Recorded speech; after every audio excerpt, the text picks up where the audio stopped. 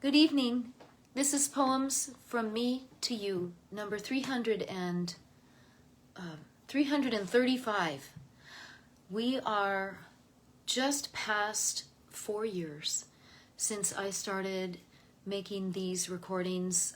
In the beginning, I called them Facebook Love.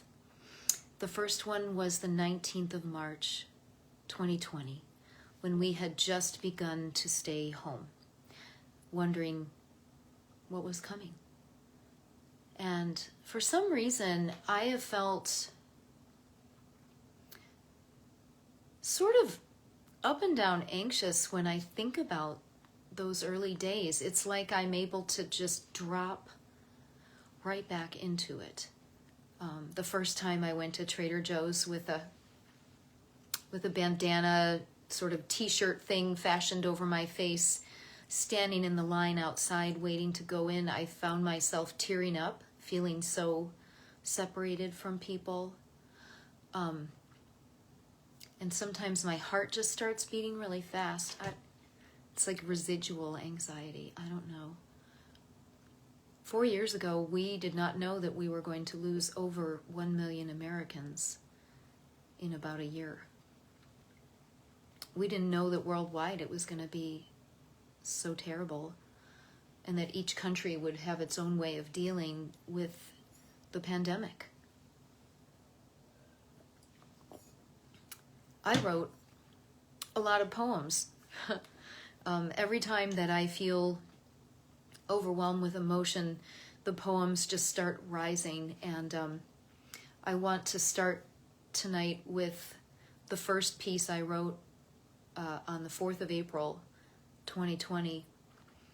And then I have one from John Rodell, whose work started to appear on Facebook around 2020, maybe a little later. He's kind of a people's poet. And then I have a piece from Charles Bukowski. So 3 tonight. So the first one is a piece that I wrote called Shelter in Place.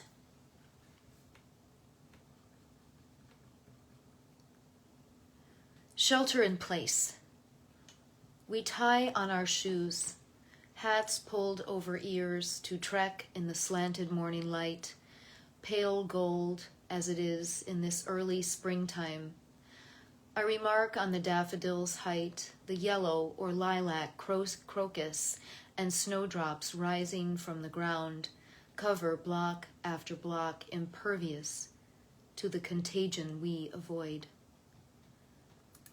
Dogs and their solitary humans pass to wave and ask, "How are you?" A safe parkway distant. We smile, but it's less than we want to say. Midwestern polite, each soul we see shies from saying more. My husband wonders aloud, what will our life be like after? How will things change? Will they?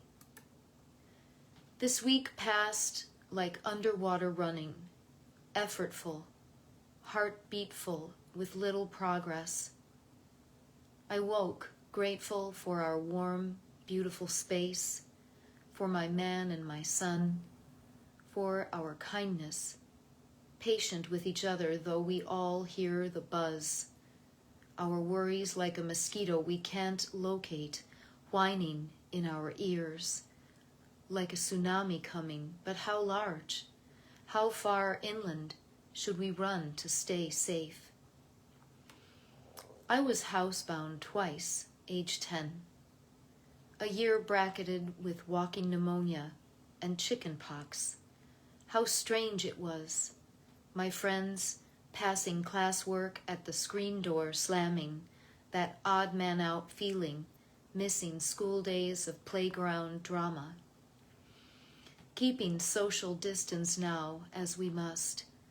We are bicycle wheel spokes, holding apart, spinning in sync as they do, never touching, striving at once, pedal, pedal, pedal, to our shared destination on our rotating planet.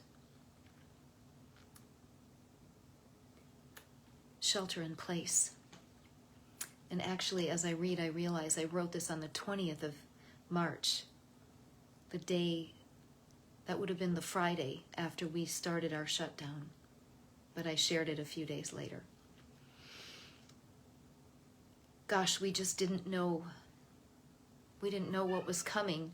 I was more right than I realized.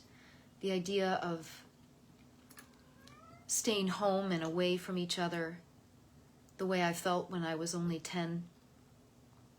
Staying home so I wouldn't get anybody else sick. That left out feeling. This piece from John Rodell, I actually think it's a pretty fresh one. And I don't know that it has a title. I'm sorry about the cat in the background. Please ignore him. This piece from John Rodell, he just shared last week. I'm anxious and my nose is running. I don't know what's going on with me tonight. I've been doing these for 4 years. So what's up with that? There it goes again.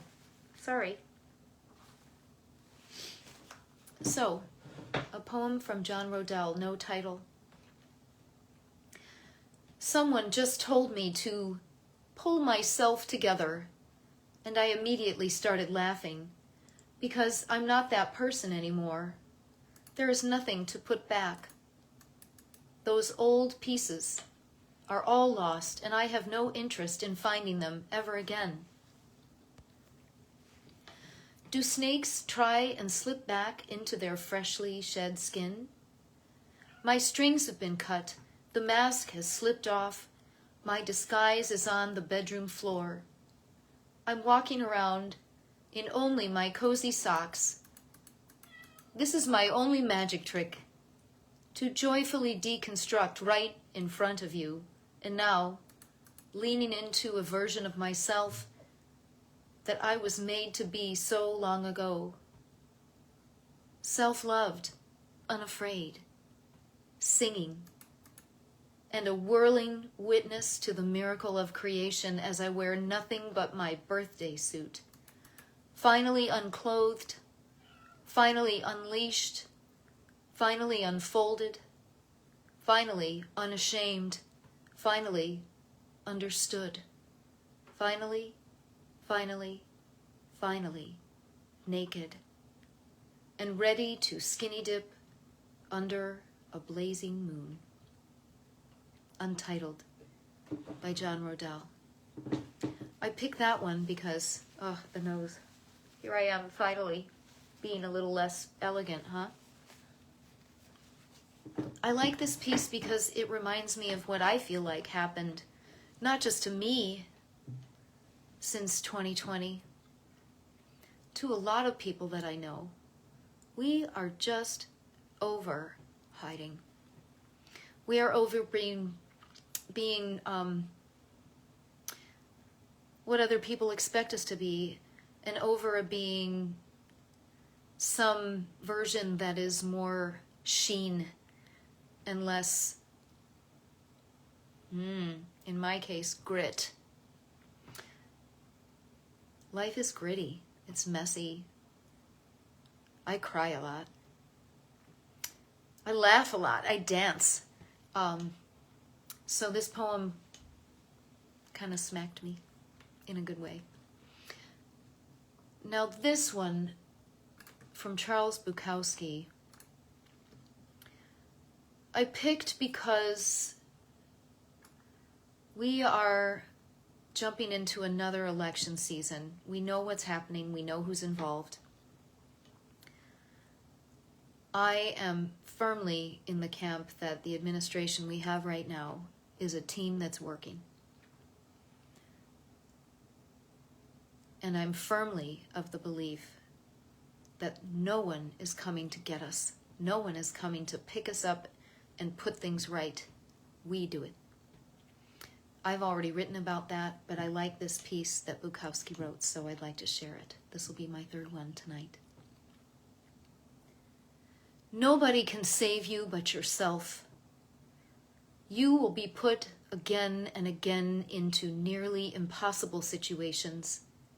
They will attempt again and again through subterfuge, guise, and force to make you submit, quit, and or die quietly inside. Nobody can save you but yourself, and it will be easy enough to fail so very easily, but don't. Just watch them. Listen to them. Do you want to be like that? A faceless, mindless, heartless being? Do you want to experience death before death? Nobody can save you but yourself, and you're worth saving. It's a war not easily won, but if anything is worth winning, then this is it. Think about it. Think about saving your self, your spiritual self, your gut self, your singing, magical self, and your beautiful self. Save it. Don't join the dead in spirit. Maintain yourself with humor and grace, and finally, if necessary, wager yourself as you struggle. Damn the odds.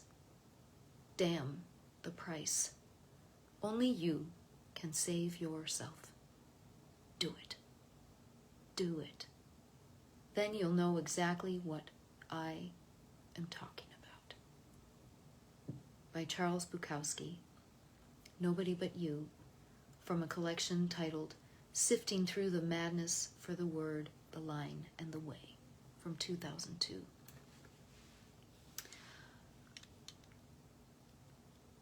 I can't think of anything more important. Whenever I can't find the answer to a question, I have to think about whether the answer that I feel pushed to make, that I feel pushed to arrive at, is because someone else is telling the story and I have to play the role in their story. And then I have to get quiet and still and listen and feel, because sometimes it's not words. It's a sound or a bubbling up, a feeling. What does my story require? I can only live in my own. I can't be a character in someone else's, if I'm honest. We are all in each other's stories. But we have to keep telling our own. This is Poems from Me to You, number 335. And I'll see you again.